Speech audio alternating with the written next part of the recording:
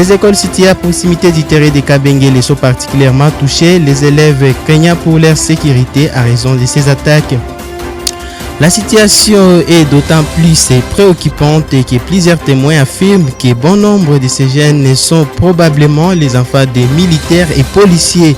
Cette situation soulève des questions sur la responsabilité des parents et les rôles des forces de sécurité dans la région pour résoudre cette crise.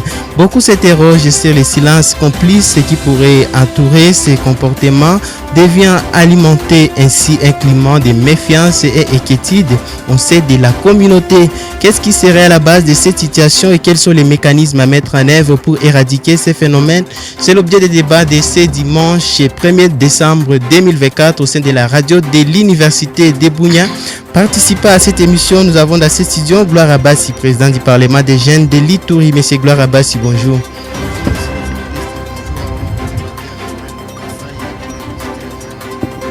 Nous avons dans cette session, vous l'avez dit, le commissaire supérieur Boukassa, chef du département de sécurité publique au commissariat provincial de la PNC Ituri. Monsieur le commissaire supérieur Boukassa, bonjour.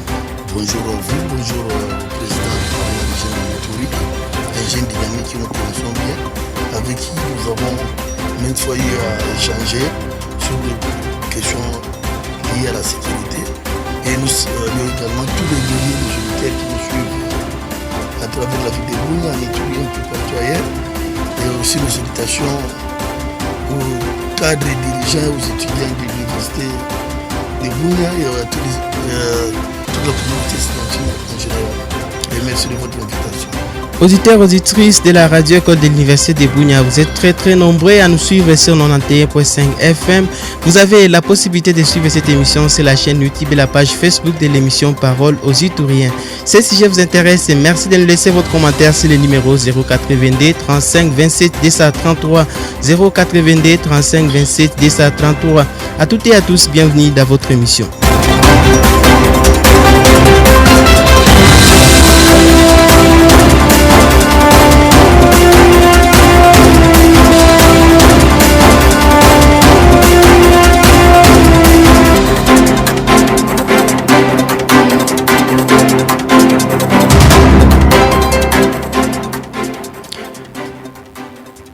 Plusieurs jeunes du CAPEM en ville de Bunia deviennent de plus en plus agressifs et constituent danger public pour la population voisine. Cette alerte est lancée par Dédi Amossi, un acteur politique de l'Ituri, qui indique qu'il s'agit d'un groupe de gangs qui commence à s'aimer la terrelle au sein de la population, tout en se distinguant par des menaces et extorsions systématiques de biens de valeur.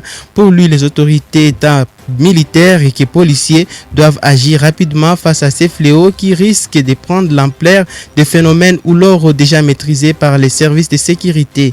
Dédi Amossi est au micro de Makati Eli. On l'écoute. Voilà, nous avons un petit souci avec la technique.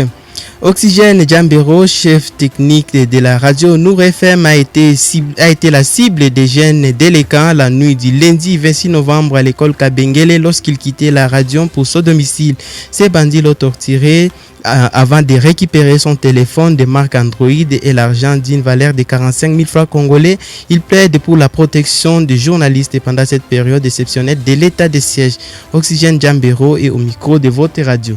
Hier mardi vers 20h et j'ai été surpris par trois garçons que je ne les connaissais pas. Il paraît qu'ils étaient des garçons du quartier Kapem. Ils m'ont poursuivi, m'ont amené à Kabengele où ils m'ont frappé et apporté mes biens. J'ai eu des coups au niveau de mon bas-ventre et j'ai reçu des soins au niveau de l'hôpital Semam. Ils ont apporté 45 000 francs, mon téléphone et ma carte de presse. J'ai été menacé de mort ainsi que Jojo Jamba a été menacé aussi de mort. Ils voulaient mettre fin à la vie de Jojo, mais ils ont vu que ce n'était pas lui, ils m'ont relâché. Aux autorités, je leur demande juste de renforcer les mesures de sécurité, surtout dans cette période de fin de l'année, car la vie est sacrée. Ah oui, et surtout de disponibiliser les policiers pour la sécurisation de notre milieu, car ces jeunes vraiment dérangent la paisible population. Voilà, monsieur le commissaire supérieur Boukassa, vous êtes chef de département de sécurité publique au commissariat de la PNC à Nitouri. Plusieurs jeunes de KPM en ville de Bounia deviennent de plus en plus agressifs et constituent un danger public pour la population. Selon vous, qu'est-ce qui explique cette situation? D'autant plus qu'on sait que les jeunes, on a essayé de maîtriser les jeunes qui s'appelaient Oulor, qui faisaient presque les mêmes choses avec ces jeunes. Qu'est-ce qui explique selon vous cette situation, monsieur le commissaire supérieur Boukassa? Oui, d'abord, je déplore ce qui est arrivé à ces journalistes-là. La vie est sacrée, comme lui-même l'a dit. C'est un cas de délinquance juvénile. Cet endroit-là que vous citez, le tronçon compris entre, je crois, l'école Shalom et la prison centrale, toutes ces zones-là, c'est un site criminogène que nous suivons aussi de temps en temps. À entendre la déclaration de la victime, il dit que ce sont des jeunes de campagne. Si ces gens-là ont été identifiés comme étant des jeunes de campagne, il ne suffit pas seulement de dénoncer. Le mieux serait de saisir les services compétents. Il peut venir ici en face de la tribune, à l'escadron de lutte contre la criminalité et stupéfiants, autrement appelé PIC. Ce sont des spécialistes pour rechercher, arrêter des criminels ici à Bounia dans la province. Qu'ils viennent, qu'ils portent plainte, qu'ils expliquent les circonstances dans lesquelles il a été agressé, qu'ils fassent la description de ces agresseurs. Du moment qu'il est déjà en mesure de dire que ce sont les gens de Campem, c'est déjà des indices qui peuvent aider les enquêteurs à mettre la main sur ces gens-là et à les déférer. En fait, notre problème, c'est, comme je dis, il y a plusieurs milliers criminogènes dans la ville de Bounia. Et nous, la police actuellement, nous mettons beaucoup plus l'accent sur la prévention. Et lorsqu'il y a des cas comme ça qui échappent à la prévention, maintenant c'est la police judiciaire qui entre en jeu. Et à cela, c'est le concours de tout le monde. Les victimes pour porter plainte, les personnes de bonne foi pour faire des dépositions, d'autres pour apporter des informations ou des déclarations à la police, et tout ça à la paix. Vous savez qu'actuellement, les problèmes liés à la sécurité, ce n'est plus l'apanage de la police. Avec la nouvelle approche que nous avons actuellement, les nouveaux modes de fonctionnement que nous appelons la police de proximité, qui est caractérisée par le principe de 3P, 3R. Dans les 3P, nous avons la proximité, le partenariat et la prévention. Nous faisons la prévention. Nous faisons la prévention pour la population. Et nous devons la faire en partenariat avec la population, par exemple. Il y a des endroits comme ça où vous avez cité le cas de Kindia. La police, c'est grâce au concours des gens de bonne foi, des leaders communautaires, que nous avons pu démanteler ces réseaux-là. Beaucoup sont aux arrêts, se retrouvent aujourd'hui en prison. Et également, c'est la loi aussi, si on parvient à mettre la main sur des jeunes gens qui sont des mineurs, nous les présentons directement à leur juge naturel, au tribunal pour enfants. Et si là-bas, il y a des mesures d'accompagnement qui sont prises et qu'on les relâche, bon, nous, on se décourage, on va toujours continuer. Nous appelons toutes les victimes, nous appelons les personnes de bonne foi de venir collaborer. Mais à ce sujet, je me rappelle qu'il y a quelques jours, le commissaire provincial Jean Ngoï Sengelwa avait instruit le commandant ville de pouvoir intensifier. Ce qui fait que généralement nous mettons une jeep à la tribune ici, le soir, peut intervenir. Et nous envoyons aussi des patrouilles pédestres qui sillonnent ce milieu-là. Et des fois, quand les patrouilles passent, et ils vont dans un autre milieu, c'est peut-être qu'à ce moment-là, que les jeunes gens là peuvent poser de tels actes. Et nous saluons également les actions menées par son Excellence, monsieur le gouverneur de province, les agents Lubo Nkashama Johnny. Son Excellence a bien fait de goudronner cette tronçon-là et de mettre de l'éclairage public. Cela contribue également à diminuer la criminalité. Selon nos sources, ces jeunes ont des motos, ils marchent à vive allure sur ces positions.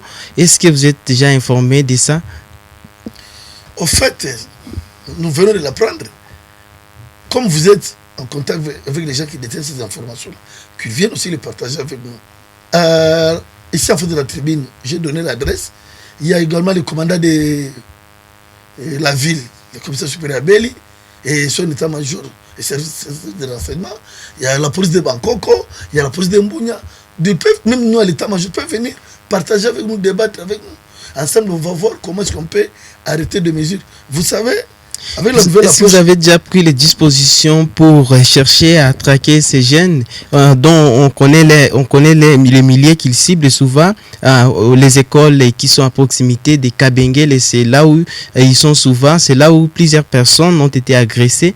Est-ce que vous avez déjà essayé de mener des enquêtes ou déployer des éléments des forces de sécurité pour essayer d'endiguer ces phénomènes? En fait, c'est quelques bribes d'informations sont parvenues. Je viens de vous dire que nous envoyons chaque soir des patrouilleurs pédestres. Et quand les patrouilleurs passent là-bas dans les zones d'ombre, fuient un peu partout, peut-être que ces jeunes gens-là peuvent se mettre à l'abri. Parce que les policiers ne sont pas appelés à rester statiques. Ils doivent passer un peu partout, fouiller. Peut-être qu'ils profitent après de passer des policiers pour s'exclamer. Nous sommes saisis. J'ai averti le commandant ville, j'ai averti le commandant de l'escadron LCCS.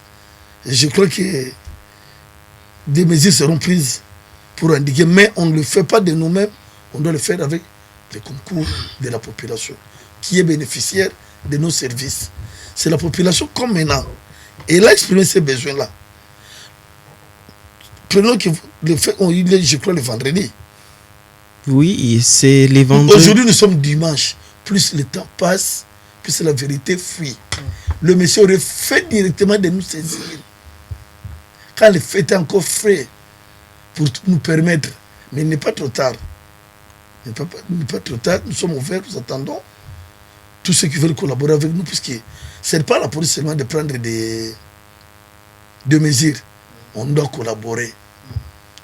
On doit collaborer avec les leaders locaux, les chefs d'avenue, les pasteurs, tous ceux qui ont une certaine influence, quoi. Et aussi, sur base des plaintes que nous aurons à recevoir et à traiter, nous saurons en interne comment orienter les enquêtes. Puisque quand vous avez fait déjà au phénomène de l'or, il nous est arrivé de mettre la main cette bande-là. Selon vous, après enquête, permettez-moi de terminer, après enquête, il y en a qui n'habitaient même pas les quartiers Kindia. Ils venaient dans des périphéries se retrouver là-bas. Donc c'est un peu ça. Donc les enquêtes sont ouvertes. Nous en appelons à la collaboration de tout le monde. Selon vous, qu'est-ce qui explique cette montée de l'insécurité de ces jeunes de KPM? Parce qu'il y avait les phénomènes où l'or, comme vous l'avez dit, ça a été maîtrisé par les services de sécurité. Mais qu'est-ce qui serait aussi à la base des délinquances de ces jeunes de KPM? Est-ce qu'ils sont bel et bien les enfants des militaires et policiers? Au fait, là, c'est allé beaucoup trop vite en besogne. Je vais vous donner l'exemple palpable de Oulor. Quand on a commencé à mettre la main sur Oulor, on s'est retrouvé avec les enfants de Kazunga, du quartier de Délai. Maintenant, pour revenir à votre question, on parle des enfants de Campem. Est-ce qu'on a déjà mis la main sur des enfants de Campem? Quelqu'un, pour dire que vraiment il habite le Campem? Ou c'est puisque c'est plus proche du Campem? Ou ce sont des enfants peut-être qui fréquentent les environs du Campem? Ce n'est qu'à l'issue des enquêtes, quand on aura mis la main sur tous ces jeunes délinquants-là, hein, qu'on pourrait dire effectivement, ces gens viennent du Campem et les mesures vont suivre. Et vous me demandez pourquoi est-ce que ce phénomène-là, c'est un phénomène de société, c'est un cas de la société. La société évolue. Vous comprenez un peu? À un certain moment, on avait fait face à la sécurité au niveau du quartier Sayo, l'armée rouge. C'est un phénomène. Avec une certaine approche, avec l'apport de tout le monde, les leaders, tout ça, les présidents des jeunes, les chefs d'avenir, on a sensibilisé, on a même arrêté les auteurs. Les autres étaient en fuite et les camps sont revenus vers Sayo. De même que Kindia. Et la même approche, nous la mettons en pratique pour endiguer ce fléau dans ces milieux criminogènes que vous venez tout à l'heure d'évoquer. En fait, si vous voyez un peu la configuration de cet endroit-là, ça donne vers le camp, n'est-ce pas? Quelqu'un peut quitter le quartier Brazza, n'est-ce pas? Venir là-bas. Quelqu'un peut quitter aussi, ainsi de déplacer. Venir, non. Ça ouvre la voie à plusieurs hypothèses. Mais ce n'est pas une raison pour nous de baisser les bras. Par contre, compte tenu de ça, c'est aussi un motif pour nous pour redoubler d'efforts et de vigilance pour mettre fin à ce phénomène. Et surtout que nous approchons de la fin de l'année, il faut permettre aux gens de bien passer la fin d'année. Merci, monsieur le commissaire supérieur Boukassa. Je rappelle que vous êtes chef de département de sécurité publique au commissariat provincial de la PNC Ituri. Gloire Abassi, président du Parlement des jeunes en Ituri. Monsieur Gloire Abassi, il y a quelques temps, on a observé le phénomène Ouloro qui a pris fin, mais subitement, on observe encore le phénomène jeune de Capem qui commence à prendre des allures très inquiétantes. Et selon vous, qu'est-ce qui expliquerait ces phénomènes? Merci beaucoup, messieurs les journalistes. Je venais à peine de suivre avec intérêt mon colonel. Je pense que ce que nous sommes en train de vivre aujourd'hui, c'est une situation déplorable que nous condamnons et dénonçons avec la dernière énergie, du fait que l'Ituri, qui est vraiment un point de sécurité, aujourd'hui, les gens sont en train de se battre jour et nuit pour que l'Ituri soit pacifié. C'est déplorable de constater à pleine ville, les jeunes qui devraient à principe réfléchir comment sauver et redorer l'image de l'Ituri participent dans des mouvements qui n'honorent pas notre jeunesse. Je pense que ce qui se passe aujourd'hui avec la présomption des jeunes de Capem, c'est une question de responsabilité que j'estime partagée.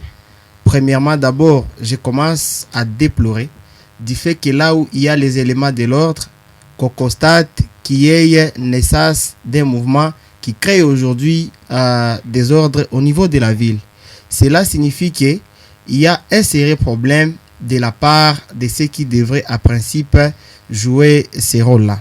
Et ici, nous ne sommes pas appelés à mettre en cause les efforts qui sont consentis par la police, par l'armée, mais les soucis que nous avons sûrement par rapport à cette question, qu'il y ait une prise d'abord de conscience de ces jeunes, mais aussi notre police arrive immédiatement d'arrêter cette question. Et je suis très content d'être en face du colonel Boukassa, qui est chargé de la sécurité publique, que nous félicitons depuis qu'il est là. Son approche, comme venait à peine de dire, il est souvent avec nous, les jeunes. Mais ce qui est grave, messieurs les journalistes, la première responsabilité, je pense, c'est aux parents aujourd'hui qui sont policiers, qui devraient à principe éduquer ces jeunes-là. Il y a un sérieux problème de l'éducation familiale. Et ce qui caractérise aujourd'hui le Capem, c'est aussi décevant, du fait que là, nous assistons à la délinquance, nous assistons également même au vote de sexe, nous assistons des fois à la prise de boissons fortement alcoolisées, mais même des chanvres des fois. Et c'est là où je suis en train également de suivre de près, comme vous le dites là. Je suis dans la désolation de constater aussi qu'il y a un sérieux problème par rapport à notre législateur. Si j'énumère tout ce que je viens à peine de dire qui caractérise notre KPM aujourd'hui, c'est du fait que la justice n'arrive pas jusqu'aujourd'hui à arrêter ceux qui vendent des boissons fortement alcoolisées, mais aussi ceux-là qui sont en train de vendre les chaves. Et je reviens par rapport à la responsabilité, parce que c'est quelque chose qui touche aux jeunes. Je pense, au-delà de dire que non, nous sommes les affaires des militaires, nous sommes les affaires des policiers, nous pouvons faire ce que nous pensons, on ne peut pas faire quelque chose. Moi, je pense que ça, c'est un faux débat, parce que tous sommes égaux devant la loi.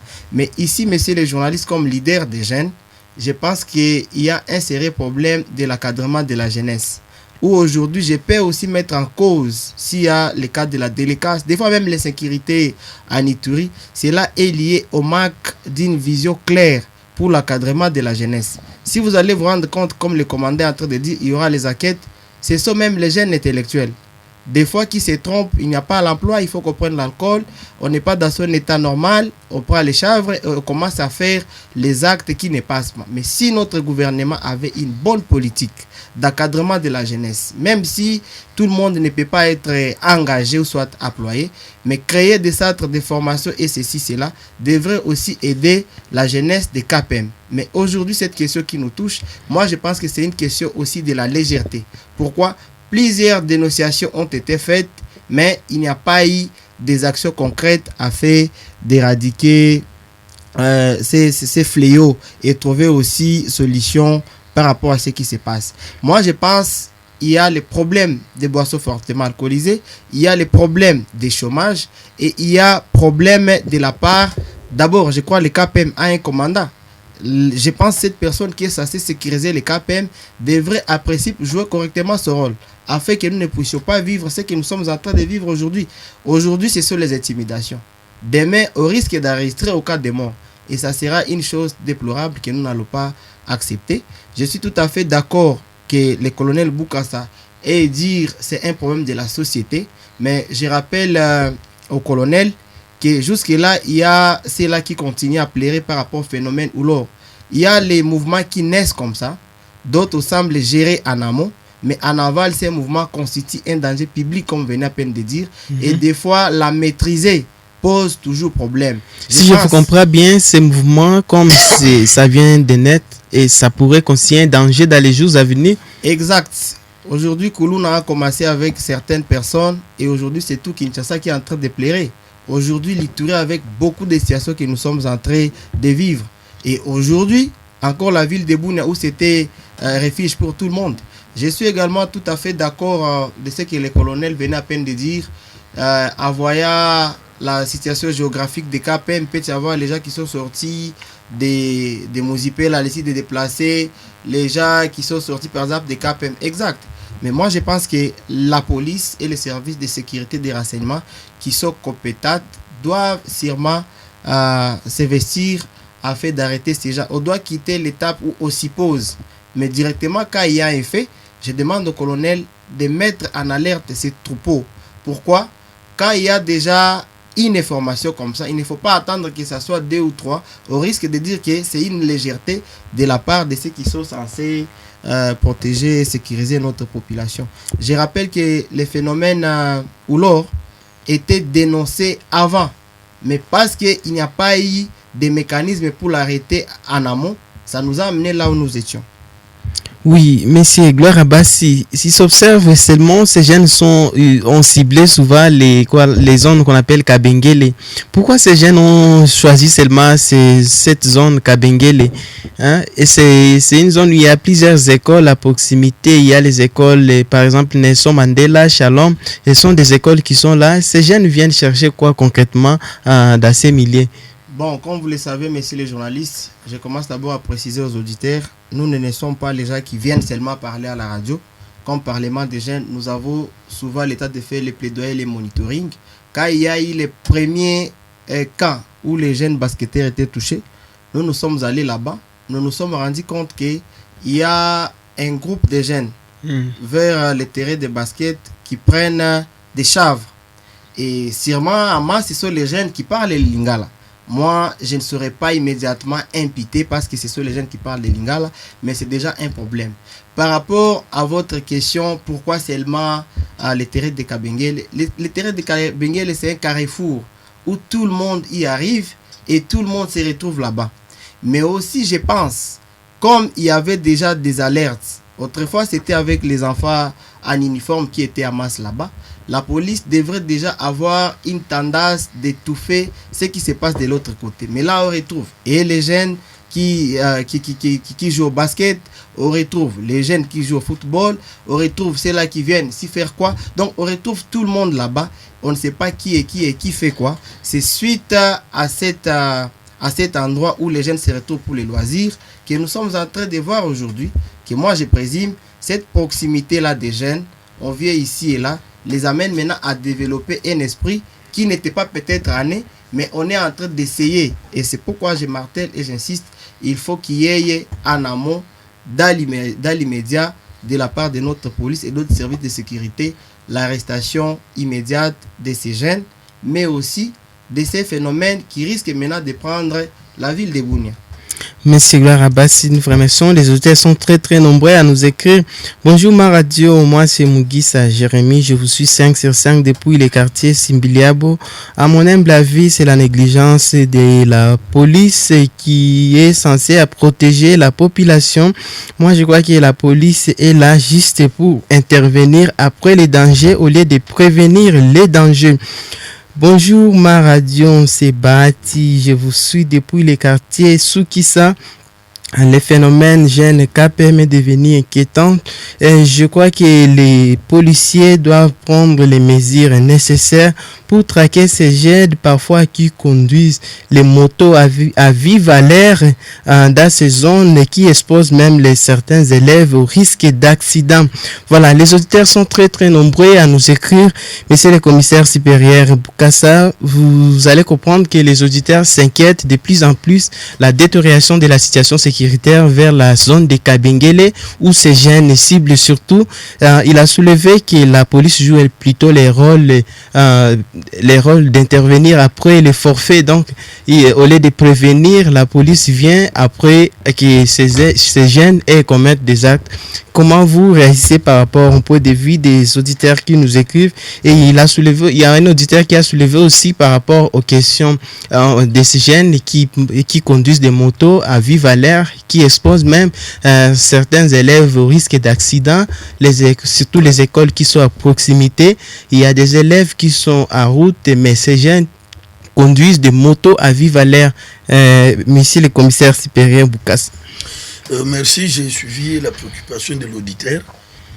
Vous savez, toute police dans le monde entier joue d'abord sur la prévention. La police prend des mesures pour éviter que le mal ne soit commis.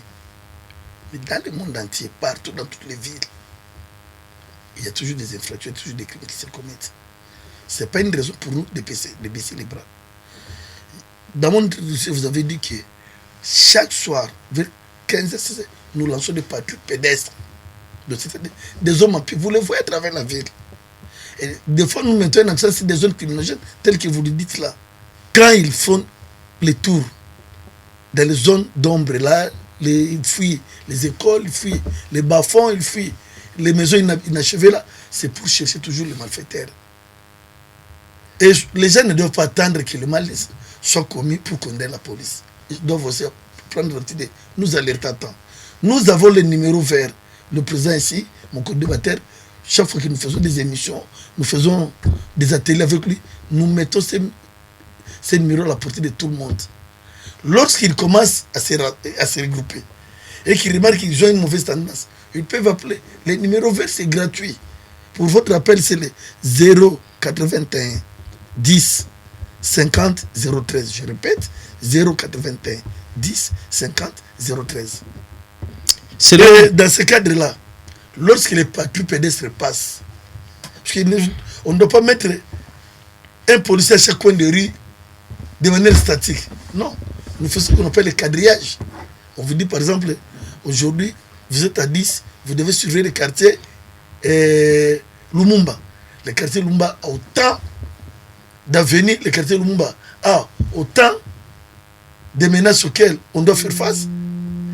Ils vont faire les rondes, comme nous disons, et vous n'avez pas l'idée du nombre de kilomètres qui couvre un policier à pied chaque nuit. Ça peut pas moins de 10 kilomètres. C'est plus qu'il fasse chaud, froid, qu'il pleuve, qu'il vente, ils sont toujours là. Et nous avons dit que les gens n'aient pas l'esprit que la police, c'est une faiseuse de miracles. La nouvelle approche, c'est la collaboration. Voilà maintenant qu'ils ont dénoncé. Nous aussi, nous avons demandé qu'ils viennent aussi pour nous faire des plaintes. C'est à base de ces plaintes-là que nous allons maintenant mener des enquêtes. Si nous arrivons de faire une descente sur le plan administratif, nous allons interpeller des gens. Mais si on n'a pas d'éléments probants, des éléments à charge pour faire sortir les infractions, même si on les envoie au parquet, le lendemain, ils vont sortir. Mais si par exemple nous avons déjà des plaintes, des dénonciations, de faits tels que celui-là, il vient vous dire, à tel endroit, telle heure, ils étaient au nombre de tels, leur caution physique, leur description. On peut avoir une idée. Ils ont pris des téléphones qui nous ont telle marque. On fait des enquêtes, on met la main sur eux. Si on parle de... On parle d'avoir le téléphone. C'est déjà un point de départ. Ça fait plusieurs fois que les gens dénoncent aussi les ondes de la radio, mais il semblerait qu'il n'y a pas toujours de dispositions prises de la part de la police sur ces zones, bel et bien qui sont bien connues. Il y a plusieurs cas d'agression, nous l'avons soulevé ici à l'introduction. Il y a un joueur de basketball qui a été agressé. Il y a un élève aussi qui a été agressé. Il y a aussi un technicien, ça cité d'autres, mais il semblerait qu'il n'y a pas toujours des dispositions qui sont prises par les services de sécurité pour chercher à traquer ces jeunes qui seraient à la base de ces phénomènes. En fait, vous voyez les statistiques, ce n'est pas chaque jour qu'il y a des agressions. Il y a des jours où il n'y a pas d'agression. Et ces jours-là, on n'en parle pas. S'il y a 2-3 agressions par mois, et que pendant 27 jours, sur un mois qu'il n'y a pas eu d'agression, c'est que la police a fait son travail. Les gens là, les délinquants, il ne faut pas attendre qu'ils commettent ces méfaits-là en présence de la police. Nous avons parlé du partenariat, dans le cadre de la proximité. Nous avons des patrouilleurs là-bas. Je vais vous donner un exemple. Il y a 3 ou 4 mois, il y a eu un incident. J'ai y intervenu moi-même, avec une mais après vérification. On avait alerté, nous avons bouclé la partie de la prisonnière de Sandi, on a cherché. Au fait, ce n'est pas des affaires de campagne. Il s'agissait de 2 étudiants. Et notre était ce qu'on appelle les boulets. Les nouveaux là, il y avait match de basket, bon, comme les anciens l'ont bleui, et il y a eu des problèmes au terrain, on s'est battu, il y a des téléphones qui sont partis. Et quand nous sommes arrivés, ils ont fui ici, dans l'enceinte de l'université. Et moi-même étant un ancien d'ici, j'ai pris langue avec quelques-uns qui étaient là. On les a identifiés, on a parlé, ils ont restitué. Mais si c'est quelqu'un qui passe, et les faits, il est où? Au terrain de basket là. Un soir, au-delà de 18h. Si je n'étais pas là, on va toujours mettre ça sur l'activité de ces enfants-là. Ce n'est pas pour moi une raison de les dédouaner. Je dis que c'est un phénomène de la société. Et quand un phénomène comme ça surgit quelque part, nous avons l'obligation de les combattre, de les neutraliser. C'est ainsi que nous en appelons à la collaboration de tout le monde. Actuellement, la sécurité, le président l'a dit tout à l'heure, ce n'est pas seulement la police. Il y a un auditeur qui vous pose la question, le commissaire Boukassa, rassurez-nous si réellement les policiers seront déployés sur ces terrains pour que la population puisse gagner la sécurité. Les policiers sont sur le terrain. Pendant la journée, nous faisons ce qu'on appelle des tournées. Pendant la nuit, il y a des patrouilles. Est-ce que notre auditeur peut aussi nous rassurer de sa collaboration avec la police? Parce qu'il ne suffit pas seulement de dénoncer. Il faut venir collaborer, apporter des éléments. Aujourd'hui, la technologie a beaucoup évolué. Vous voyez, sur les réseaux sociaux, quelqu'un peut poser un acte comme ça, même à son essai, on le filme. Ce sont des choses qui peuvent aider la police à avancer dans les enquêtes. Qu'on ne se limite pas seulement à dénoncer, qu'ils viennent vers la police, qu'on se rencontre. Comme on a toujours l'occasion de le faire avec le président ici, avec sa structure, nous le faisons avec les chefs d'avenir, nous le faisons avec les leaders politiques, et les leaders comme nous échangeons les informations. Ces enfants-là, ils sont compétents, les enfants de camping. Ils ont étudié, parce qu'au camping, là, il n'y a pas une école. Ils ont étudié dans des écoles ici. Mais les gens peuvent les identifier facilement.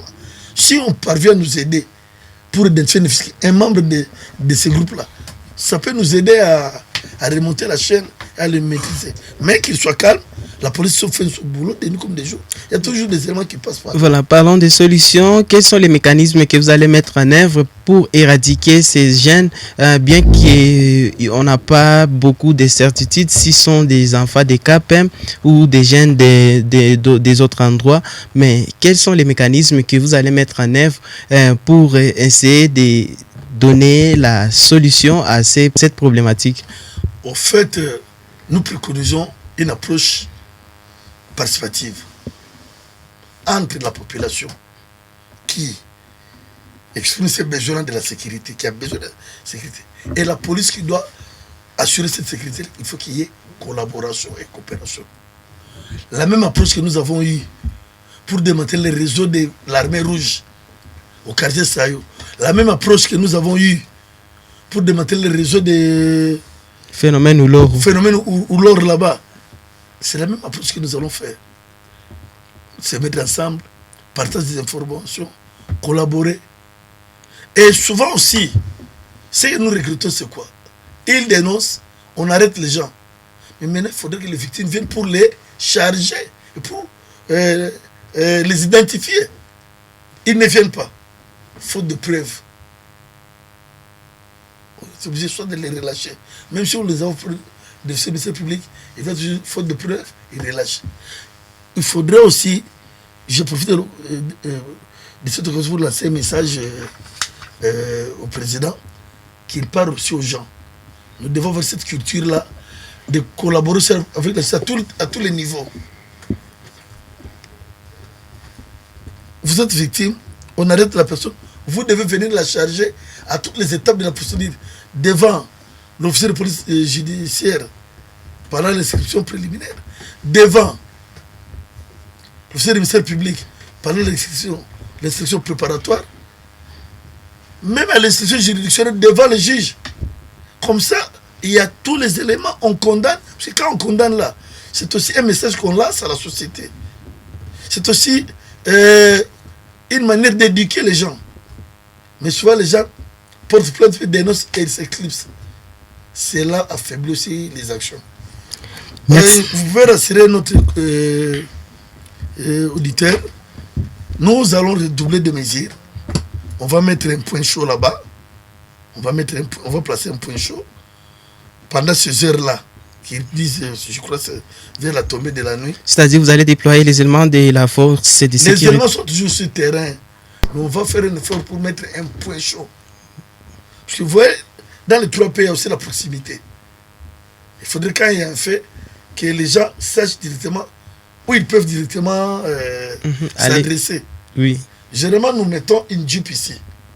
Mais il va commencer à bouger, à balayer. Et il y aura aussi des gens, des patrouilles à pied. Il y aura aussi un point chaud là-bas pour voir comment est-ce qu'on peut sécuriser ces milieux. Merci. Et une autre aussi, quand vous voyez cet endroit-là, c'est d'abord, il y a un bas-fond. Dans les environs, là, il y a des palmiers. Il y a beaucoup de maisons inhabitées.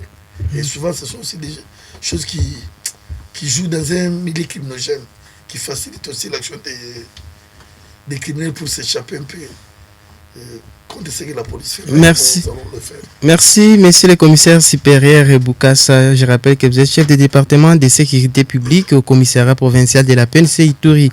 Ibrahim Gloire Abassi, président du Parlement des jeunes à Ituri.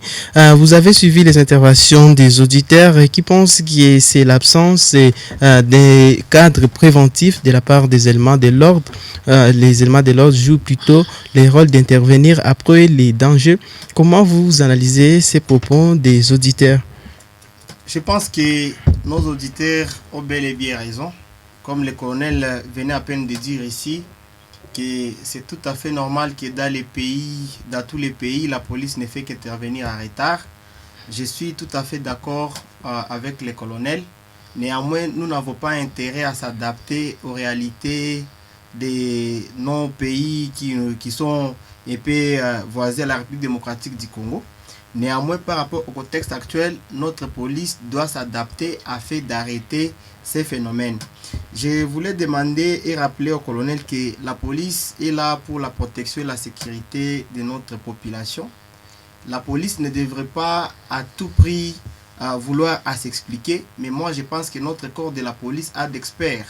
On devrait à principe passer immédiatement aux stratégies afin de mettre fin à cette question.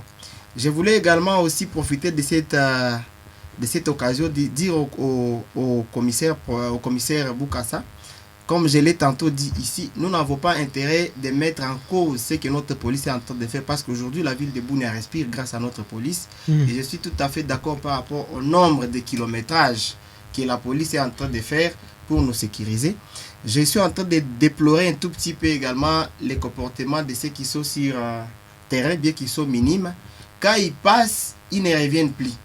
Je présume que c'est à cet état-là que les gens profitent. Non, les policiers les kaki et elles viennent après. Mais s'il y avait des mécanismes, c'est clair, si ça vous interroge. Ceux qui sont à pied passent et les véhicules, comme il est en train de dire, soient en mouvement. Mais aussi, je me dis, avec la dimension de la ville de Bunia aujourd'hui, mettre l'unique voiture ou soit l'unique jeep pour la disponibilité qu'on sort, c'est tout à fait incohérent. C'est pourquoi, je l'ai souligné tantôt ici, notre gouvernement a une grande responsabilité afin que la population de l'Ituri et sa jeunesse soient en paix. Mais au-delà aussi d'aller du côté de la police, je pense que c'est de notre rôle comme jeunes aussi, de collaborer avec les services de sécurité afin de mettre fin. Aujourd'hui, ça a commencé vers Kabengele. Nous ne savons pas là où ça ira demain. Tout ça pourquoi? Parce que nous sommes en train d'assister, que de participer. Donc ici pour moi, il est question de définir également les stratégies pour que nous puissions conscientiser ces jeunes afin que nous ne puissions pas continuer à vivre cette question. Mais néanmoins, ceux qui ont la charge de la protection et la sécurité de la population, ils doivent certainement se mettre à ligne de front pour que nous puissions être à paix. Mais aussi à notre jeunesse de KPM ou encore ceux qui sont encore dans des mouvements qui n'honorent pas la ville de Bunia ou l'Ituri, je pense qu'il est plus important que nous puissions intégrer l'armée ou encore la police. Pendant que nous sommes agressés par les Rwandais, les Codeco et qu'on soit en train de commettre ce qu'ils sont en train de faire, que de participer comme ils ont des biceps, d'aller dans la police et qu'on soit nous aider, encore de nous endeuiller. Néanmoins, moi comme leader des jeunes, je voulais revenir à notre police afin de nous aider, de mettre fin à cette question. Les commandants, ou soit la commandante de KPM, doit sûrement être en alerte pour arrêter ces jeunes, apparemment qui sont bel et bien identifiés. Et nous également, quand nous sommes allés sur terrain, comme je l'ai dit, on ne pouvait pas directement aller dire non, ce sont les jeunes de KPM. Nous alertons ici qu'il y a un groupe de jeunes qui viennent, qui parlent lingala, mais nous ne savons pas d'où ils viennent. Mais c'est Gloire Abbas, il y a un auditeur qui pose la question, pourquoi ces jeunes qui commettent les actes plusieurs fois, ils ne sont pas identifiables? C'est ça aussi. Je crois ici, la question revient à notre service de sécurité et de renseignement, qui devrait à principe nous aider à identifier tous les malfrats. Comme le colonel venait à peine de dire, ça ne suffit pas seulement de dénoncer. Quand nous dénonçons, ceux qui sont censés le faire, qu'est-ce qu'ils font? Est-ce qu'il faut attendre le deuxième cas pour agir? Non. Je pense qu'il y avait déjà l'alerte. Notre police, les services de renseignement et de sécurité devraient se mettre en amont et en aval, au four et au moulin, pour trouver solution. Malheureusement, nous ne faisons que voir les actions continuent, on continue à se plaindre. Non, on doit vite agir. Police, jeunesse, tout comme les parents, réfléchissons comment on peut redorer notre société, réfléchissons comment on peut redorer la ville de Bunia. Merci, ça sera comme votre conclusion. Et monsieur le commissaire supérieur Boukassa, nous tenons déjà vers la fin de l'émission. Votre conclusion, quel message que vous lancez à ces jeunes agresseurs qui ont ciblé domicile, la zone qu'on appelle Kabengele? Vous lancez quel message pour décourager ces phénomènes qui prennent des allures très inquiétantes en ville de Bunia? Avant toute chose, j'ai rectifié. C'est que je crois que le président a vraiment compris quand j'ai parlé de la Jeep. Il n'y a pas une seule Jeep. Il n'y a pas qu'une seule Jeep pour la ville de Bunia. Si j'ai cité celle de la tribune, c'est un rapport avec les milliers criminogènes. Nous proposons 3 ou 4 Jeeps un peu pour couvrir la ville. Au fait, à ces jeunes-là, je leur dis de quitter ces mauvais chemins. Ils ne sont pas au-dessus de la loi. C'est lui qui sera pris, la rigueur de la loi lui sera appliquée. Et ils seront responsables de tout ce qu'ils posent comme acte. S'ils tombaient entre le filet des services de sécurité. Et aux parents qui doivent avoir un contrôle permanent sur les enfants. Tout le monde n'est pas appelé à faire de l'université. Ils peuvent apprendre des métiers. Il y a des centres d'apprentissage des métiers ici. Et pour ceux qui conduisent des motos à vive allure, c'est aussi, ils ne respectent pas les codes de la route, c'est aussi au risque de leur vie. S'ils connaissent un accident, ils risquent de perdre leur vie. Mais ce sont les gens qui sont souvent exposés. C'est un constat que nous aussi, nous avons réussi à constater. Plusieurs fois, ces jeunes conduisent des motos à vive allure. On ne sait pas, il n'y a pas des gens pour les interrompre, pour les arrêter. Et comment vous allez protéger les élèves qui sont souvent dans ces milliers? Là, on va parler avec le commandant ville, on va parler avec le commandant du groupe de la police de sécurité routière. Il y a ce que nous appelons les carrefours scolaires. Là où il y a plusieurs écoles, nous mettons des agents pour contraindre les gens de la route à rouler à lire modéré. Nous allons le faire, je crois, chaque lundi, nous avons des réunions d'évaluation et nous allons échanger avec eux pour prendre une série de mesures. Voilà, monsieur le commissaire supérieur Boukassa, vous êtes chef de département de sécurité publique au sein de la commissariat provinciale de la PNC. Je vois Gloire Abbas lever la main. Vous avez quelque chose à dire? Nous avons largement dépassé l'état. S'il vous plaît, soyez concis dans 30 secondes. J'en appelle à une prise de conscience collective de notre jeunesse, de savoir ce que nous sommes en train de faire aujourd'hui va nous rattraper demain. Nous sommes appelés à être les vecteurs du changement où nous devons sûrement nous liguer à un seul homme pour redorer l'image de notre société.